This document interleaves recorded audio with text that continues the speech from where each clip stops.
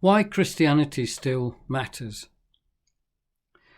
The reason why Christianity still matters in the West today is because it formed our historical identity.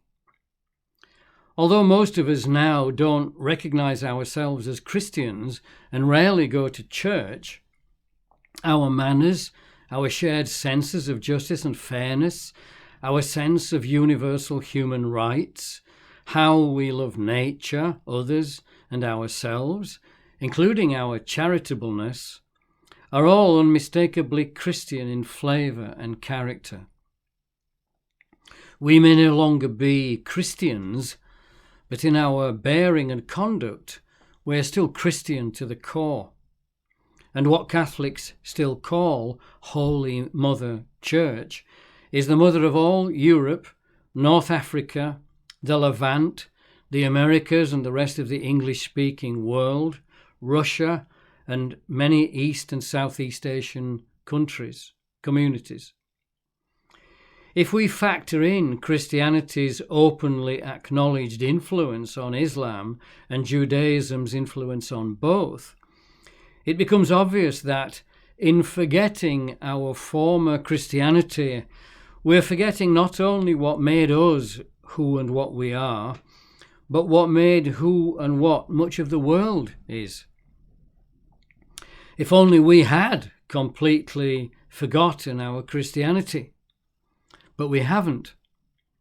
With only a smattering of recollected knowledge of the Christian Church's true character, we wallow in shame over her and grovel to the world for her sins, using the very values she instilled in us to condemn her, along with our forefathers and mothers who built our Western world. No other culture in the world feels this way about itself or so unrelentingly despises itself as ours does. And under the weight of that ill-informed shame and self-loathing, we are surrendering ourselves, our lands, our wealth and our power to the world's other cultures, whose own veneer of shamelessness is united only by shared grievance, resentment, and envy of us. Apart from this, it's a world of chaos and incoherence, lacking in those values that we judge ourselves by, and who are transparently unfit to be our judges. Unable to remember why we've been losing our way, we've blamed this on change, greed, inequality, colonialism, imperialism, immigration, racial hatred, traditionalism, radicalism, socialism, fascism, and so on. But none of these things in themselves are the problem. The problem is us. It's as if we were playing a great historical game of snakes and ladders, and having climbed so very high up the board on the ladder of moral and technical progress, we've now forgotten how we got here and are sliding back down the snake of suicidal moral and ethical idealism, right back to where we started, mired in ignorance and savagery. That's the direction in which our educated elites have been leading us, buoyed up by their learned intellectual superiority, which we've trusted enough to defer to, but for millions now who've woken up to the cultural and political catastrophe they've been leading us into, not anymore. In our very guts, we're neither ready nor willing to go gladly into the cultural night they believe is our lot. Did we just simply forget our Christianity? No, we deliberately turned our backs on it, as much out of embarrassment at the silliness of it as of deep hostility to its excessive, too often violent, fearfulness. Lewis Carroll's Alice Through the Looking-Glass Queen probably typifies the silliness of it best when she proudly boasts of having sometimes believed in as many as 6 impossible things before breakfast. The Queen represents both fickle human femininity and divinely sanctioned royal prerogative taken to excess.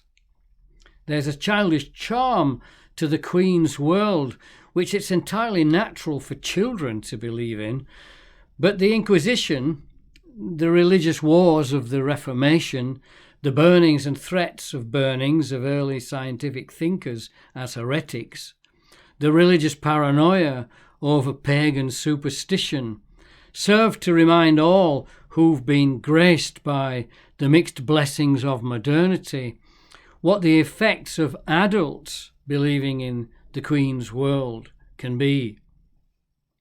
In fact, the memory overall of our Christian history contains so much ghastliness that few any longer want to remember it, and the newly won technical proficiency of our modernity assures us that we no longer need to. God is dead, and the world now belongs to materialistic science and practical know-how. But we didn't abandon religion. We adopted the new secular religions of liberal humanism, socialism, communism and fascism, while sad remnants of our Christian past, like today's Anglican Church in its homeland, more and more hang on to the coattails of these new social movements, hoping to join their Messiah to the postmodern throng of false prophets and prophecies, having descended into the yet more shameful and uniquely modern abominations of global industrial warfare between entire states, the perpetual harrowing of civic spaces by armed terrorists, and ever-increasing destruction of the natural environment by urban and industrial exploitation. After only 200 years of industrialism, we're already now disillusioned with modernity and speak of our need for post-modernity. After the defeat of fascism, the collapse of Soviet communism, and the eclipse of classical liberalism by a corporate and political globalism led by the new queen of feminist equality that at least half the world doesn't want and is already becoming violently sick of, we're in a state of near civil war in which the more elemental common people who are still able to remember our organic historical identity are struggling with an entire privileged class, clinging on to the ideologically driven globalism that's given it its existence. They are what George Orwell in England and James Burnham in America called the managerial class, which the political class is only a subset of. Its modern stronghold is our network of universities, schools and courts, whose tentacles reach out into all of our governing institutions, constantly feeding us information corrupted by their worldview and purposed principally to reinforce it. What we're living through is far worse in its engulfing insidiousness than Orwell's 1984. So how can Christianity still help us in our struggle against this monstrous blob of mandatory groupthink that's smothering us and stifling our lives? For now, I'll give just a very simple answer which will have nothing to do with extraordinary miracles or unsatisfying sacrifices made in the hope of being rewarded with pie in the sky.